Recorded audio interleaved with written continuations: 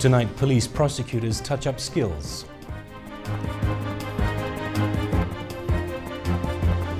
Mitigating the impact of climate change.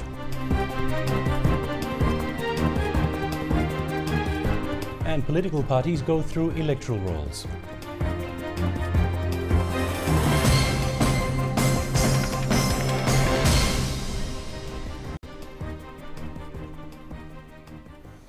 Our police prosecutors are moving to harness their professional skills.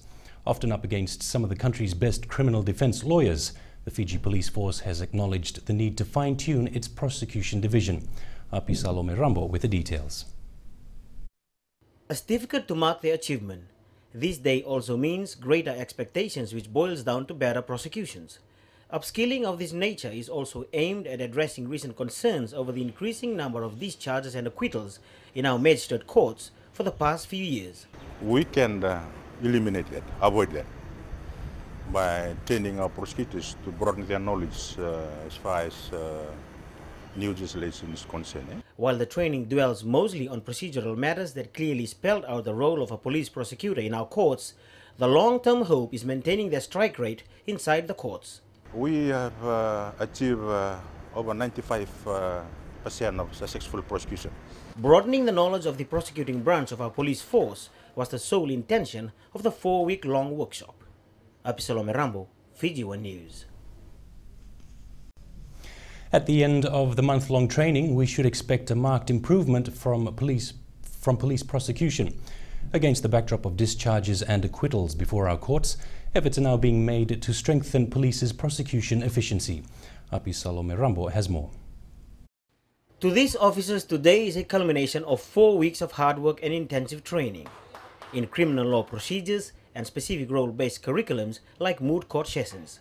And they've been told, being responsible makes one an effective prosecutor. May I also emphasize that as prosecutors, you're required to have certain ethical standards. And paramount in this is your duty to the court. You must be courteous and respectful to the court and actually comply with all the directives that the court imposes upon you. Areas covered also includes the vetting of documents and files before officers lay charges for a case. Clarifications on evidence analysis was also touched on to ensure the presence of elements of committed crimes. You must ensure that you have the right person and there is sufficient evidence to actually place before the court. As always, professional ethics was not going to be left out. You as a prosecutor must be fair, independent, impartial and objective. Participants were reminded to thoroughly apply skills they have acquired in the various courtrooms they will be assigned to. Api Salome Rambo, Fiji One News. And like other outer-lying islands, Benga has had its fair share of climate impacts. So to help the island mitigate against that, the head of government yesterday also committed more funds to help the island complete its seawall. The effects of rising sea level is slowly taking its toll on the island of Benga. Here in the Kuni village, they had to rely on government assistance to build a $85,000 seawall. But after setting foot on the village and having to see what they go through during high tides, Prime Minister Komodo Worengem Bainimarama told villagers that another $100,000 will be given by government to continue with the seawall project.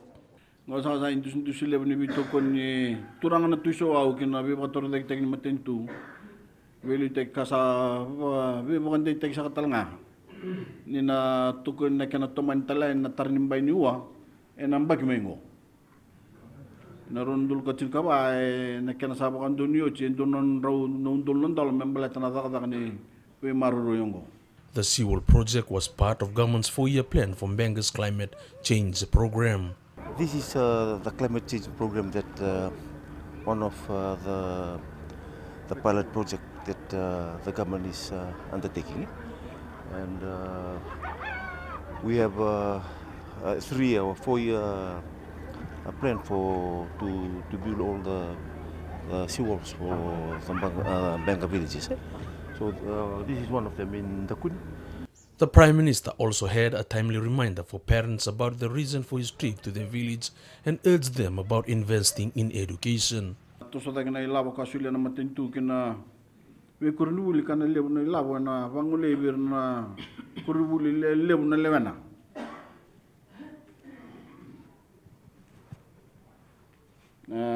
Satu mai ni lal satu na num dokur ni bulu turang. Me sa boleh usah mai nangan. Anu ko baka sakala bir na itum kenan don Yusuf ni pakau jira sa tu na lu mi bitilebu. Ngara suka sa mai. Me mai tawan na dokur ni buli. Government will also build a cooperative store in the Kuni to buy agriculture and sea commodities from villagers. Ndrobukelangi, Fiji One News. All key institutions within the Itauke community are being urged to work together when it comes to the education of our children. That was one of the key messages from Prime Minister Komodo Vorenge Bainimarama as he opened the new Benga Yanuda Secondary School yesterday. It was an early morning travel by the Prime Minister and his government delegation to the island of Mbenga yesterday. In the past, getting educated meant their children to pursue secondary school education. All that is expected to change with the opening of the Mbenga Yanuda Secondary School. Dondon sa tiku menda kilandi ba kitiku ni nona bule ndona ngoni. Tiku sa kin na itabi ni tumbu tiku sa kin na itabi ni bonua. Tabi sa ni lotu kena matentu. Kebakay ndo sa biro ngo sing ni ngaraba binana no ni itabi membalat na buli. Ena raw ni ato kin nalulungan ni roka. Wera sa na lubenda. Kana wakilana kena ribu-ribu nanom ni matubu bale. Na wakila sa na kena ribu-ribu sa na tigo nabi korkoro. Kena nanda bunua lomani sa kobiki. Komodo Bainimarama urged parents to put the school to good use as it will make life easier for them. Na kena matai. Me wakamamantang na num ni dolo-dolo na itumtumbu kena daw ni besusu. Ena kena karabi na buli me wakatutubate kena iliu. Enon rabaka utituga ini bakayawa kena be korkoro babalangi. Esa ka usang talanga me babole ka weekend na buli. Me bakararaw te weekend na bingarabi. Kasandondonunga menda banga takabina na bingarabi ngo. More good news for those here in Benga, with government committing more assistance for the school in the future. Sa tutale sona itu membalata na nomni kurni buli.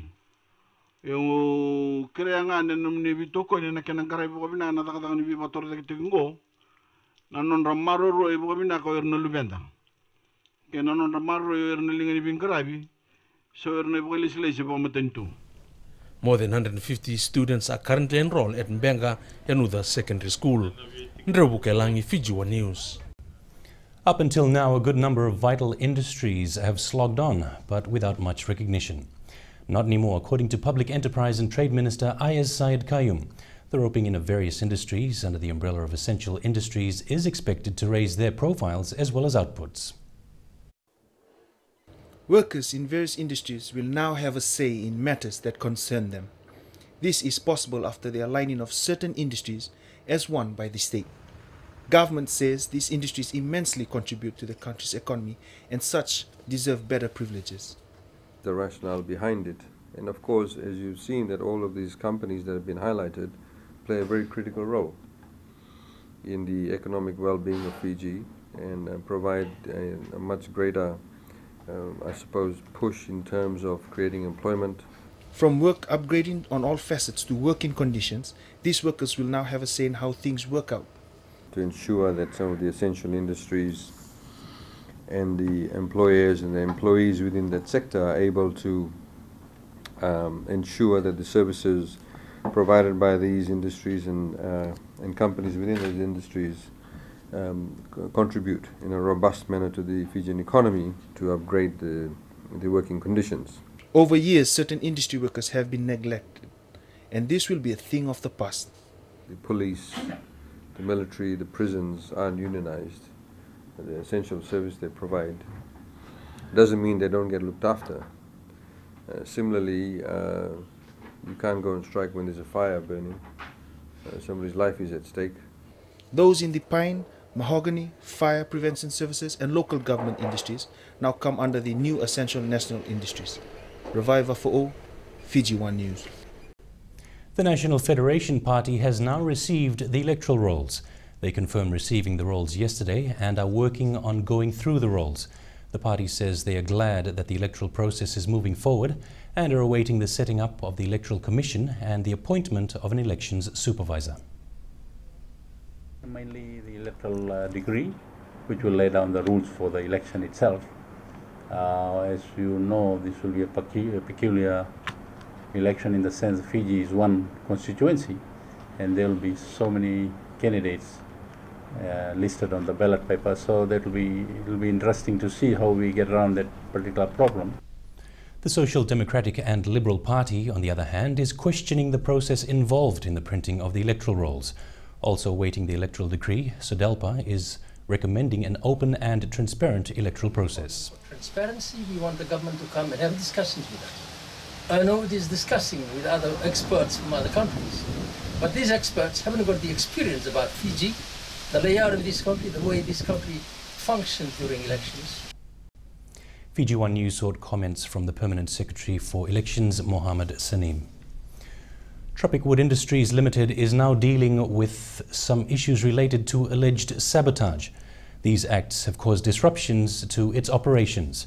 Reporter Ravai Vafo'o has the details. Tropic Woods Limited have been faced with a dilemma. Over the past week, the company has found metal objects in their wood chipper. We believe that because there has been talks in certain meetings held by union executives where they have discussed the possibility of not loading the vessel on the 27th of December.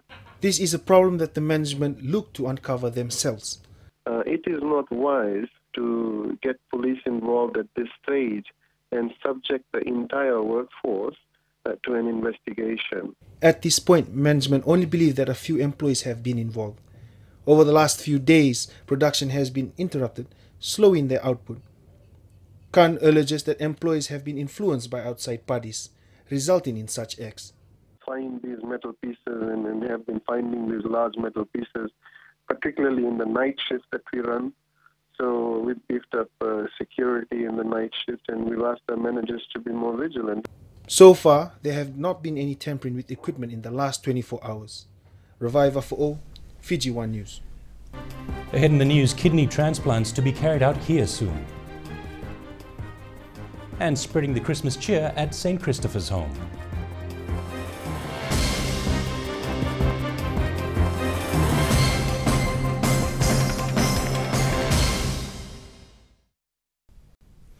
It could just be a matter of time before Fiji starts conducting its very own specialized kidney transplant operations.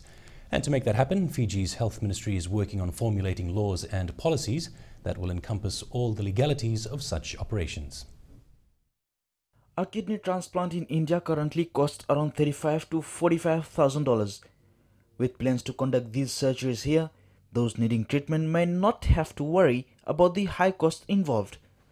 While work on this is ongoing, government has endorsed 3 months free treatment for acute dialysis. Whilst the patient and the relatives get together and organize a kidney transplant for themselves, we can assist them by giving them locations, establishments, assisting them with the costing. Government can provide airfares for the support and the patient. However, we cannot provide support at this stage for the operation itself. Agreements have been signed with 2 dialysis centers here to bring down the cost of treatment. Government has negotiated that dialysis should be available to all its patients for $200 a cycle. Previously, they were charging a little bit more, and with this negotiation, we are happy that that is happening. The cost of medicines for dialysis is also being subsidized. We are happy to subsidize to the both the units the supply of erythropoietin injections, which will prevent chronic anemia from setting in. We are available, and we are waiting for the response as to when they want us to supply, because the current injections cost $70. However, we can source it for under $20 for them. The ministry has also crafted plans for chronic transplants. For chronic transplant, we have negotiated a price reduction on dialysis. We've talked about supporting the dialysis units, charitable trusts with subsidized cost on the erythropoietin injections. The Health Ministry is also working on sourcing medicine from generic providers. Aliteshtat, Fiji One News.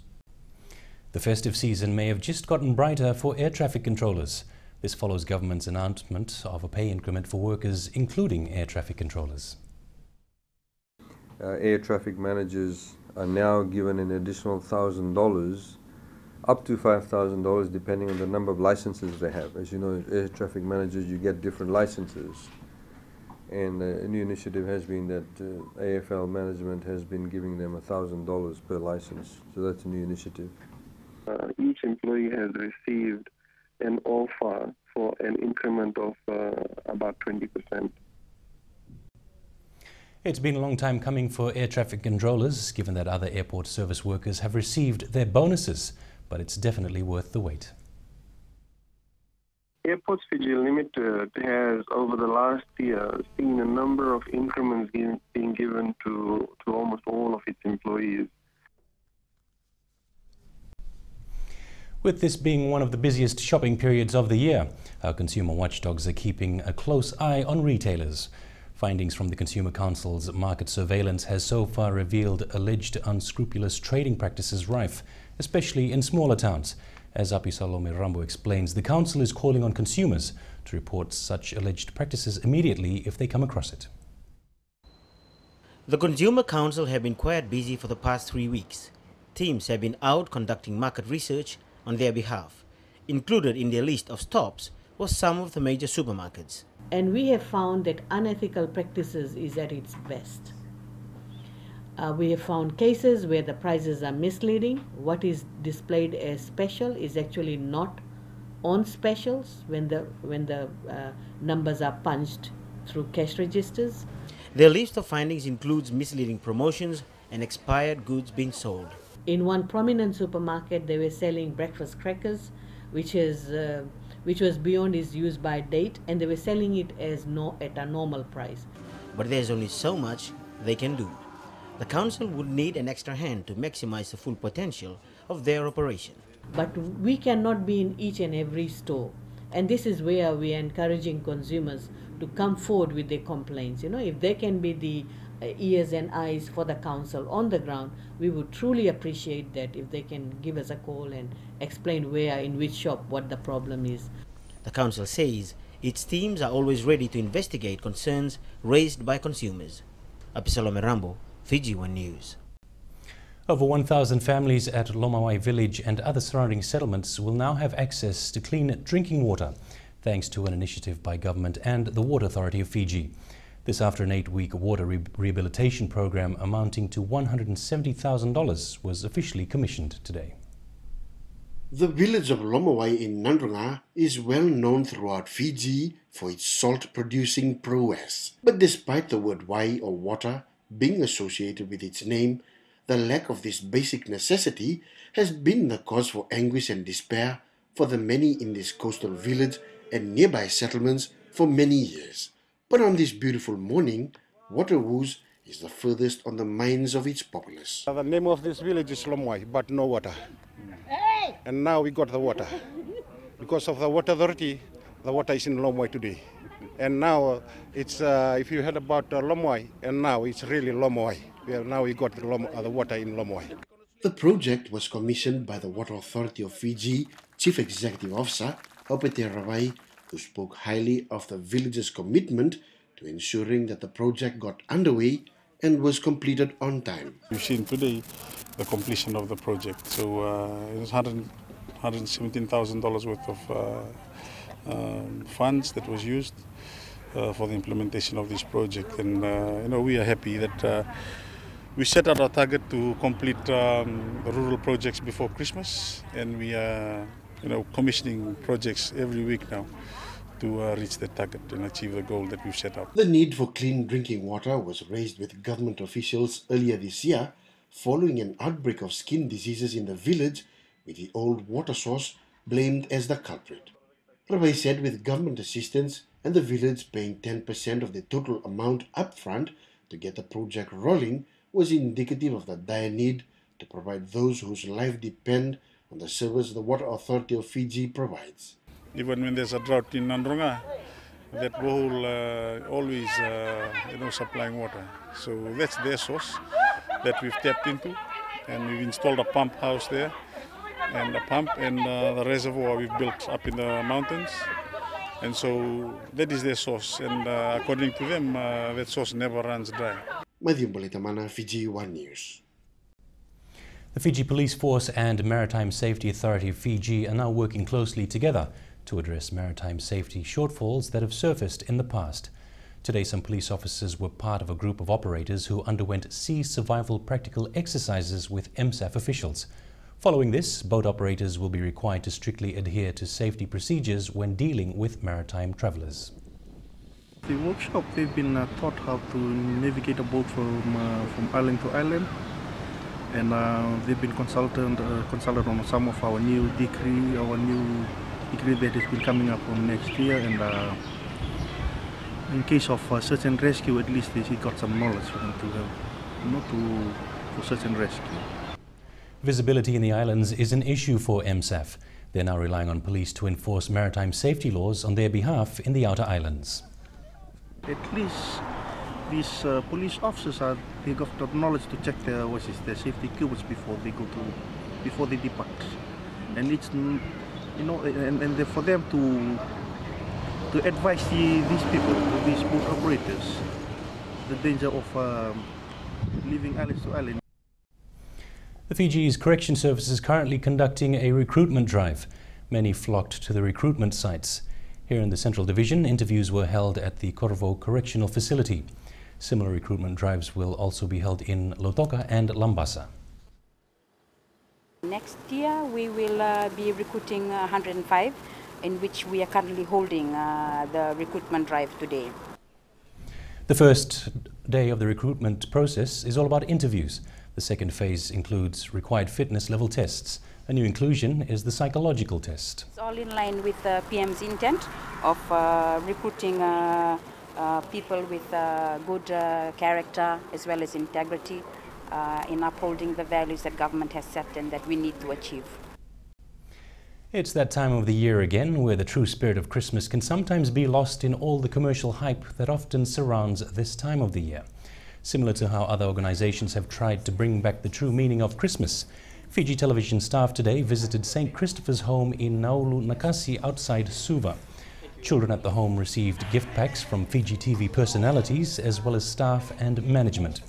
Sisters at the home say this is normally one of their busiest periods, with lots of visits such as this, as well as trips hosted by various organizations.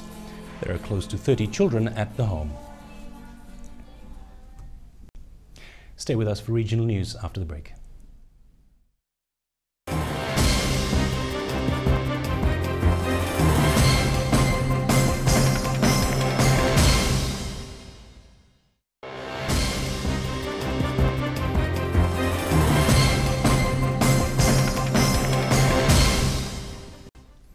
A body looking into the sale of Vanuatu diplomatic passports says de facto partners, middlemen and people with fake titles have received them. A commission of inquiry has submitted a report to the government. This is after 3 months of investigation into passport selling started in 2002. The report alleges that in 2008, the current Speaker of Parliament acquired 9 diplomatic passports that were later given to foreigners. It says in December 2011, 33 diplomatic passports were given to a former Foreign Affairs official. The Commissioner was told that 6 passports issued in 2011 were given to foreigners who paid $5,000 US. That money was used by a political appointee to fund a trip to Germany last year. There are calls for Australia to use its G20 presidency to cut the costs incurred by migrants wanting to send money back home to their relatives in developing countries. According to a Radio Australia report, foreigners working in Australia send around $4.5 billion every year to friends and family living in the Asia and Pacific region. Out of that figure, banks and money transfer companies pocket at least $450 million. World Bank remittance expert Carlo Carrazza says in Asia, remittances play a vital role in helping people get out of poverty, while in the Pacific, experts say they keep whole nations afloat. He says this also means if remittances stopped flowing to some of these countries, basically a quarter of their annual GDPs would vanish. The costs of sending money to developing countries is high, with banks often retaining more than $30 out of every $200 payment being sent. And don't forget you can catch tonight's Fiji One News Bulletin on our website at www.fijione.tv. And you can also watch previous news bulletins as well as our current affairs, business and sports shows.